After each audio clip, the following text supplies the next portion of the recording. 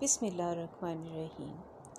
Welcome to online English classes. We are studying New Oxford Modern English Book 6. Students, we have started our unit number 3, the Polar Explorer. Its theme is travel. Today we will do reading of page number 29. This is the chapter in which we learn about that Amundsen was a great explorer.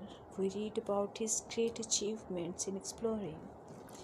Now let's start reading our page number 29.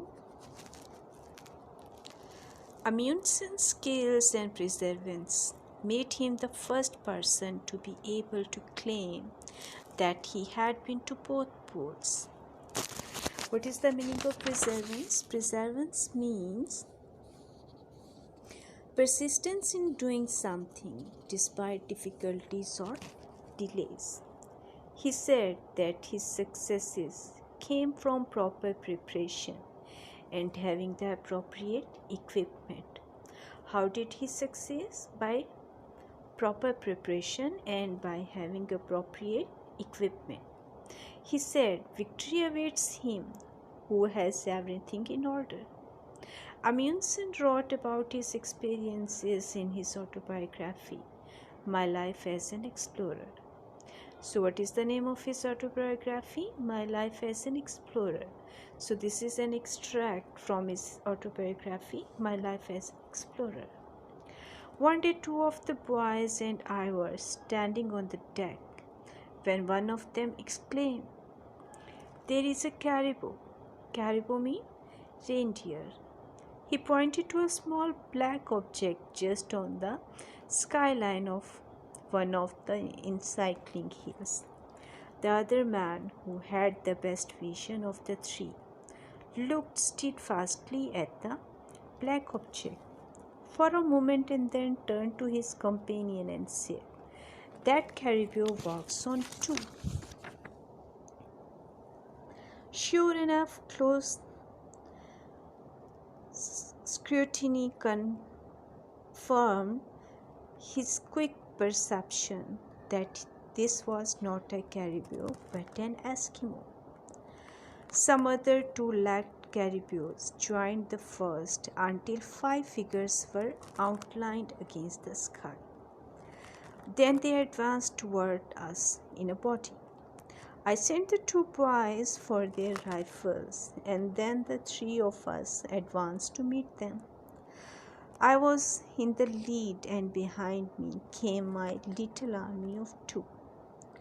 As the Eskimos neared us, we could see they were all armed with bows and arrows.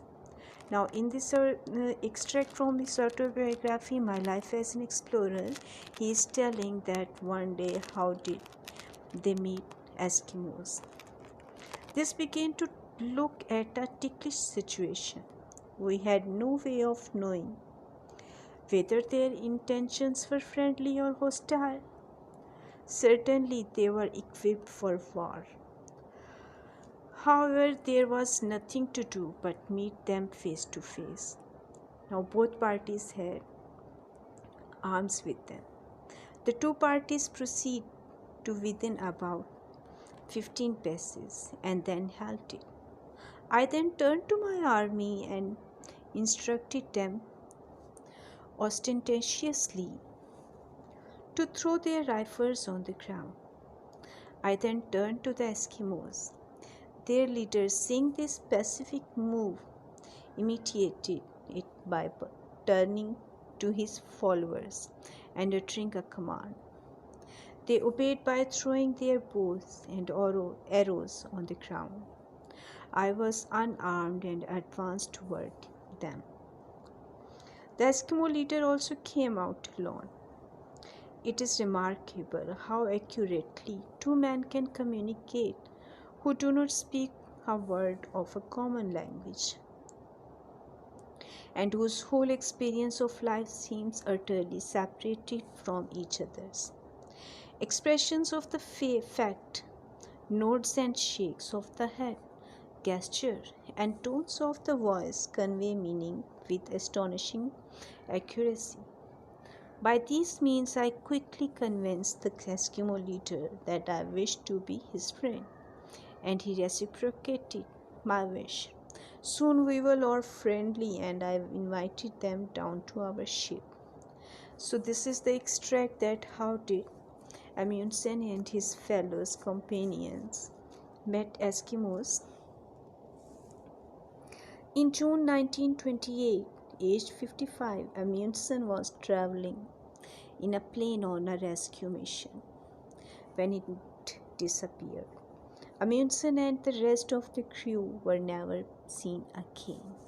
So at the age of 55, Amundsen was disappeared when he was on a rescue mission.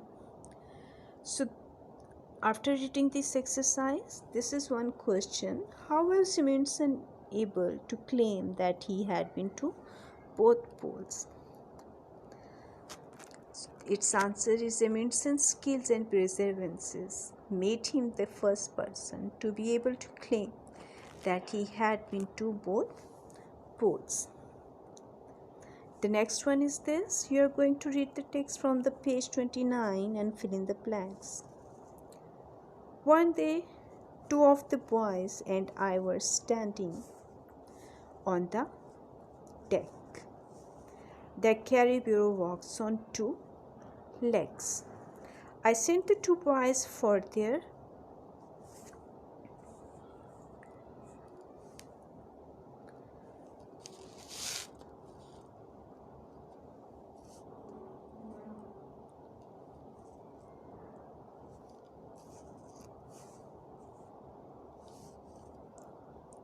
rifles. Number 4, this began to look like a ticklish situation. Number 5, the Eskimo leader also come out alone. So students, this is our today's lecture. We have done reading of page number 29. Goodbye. Have a nice day.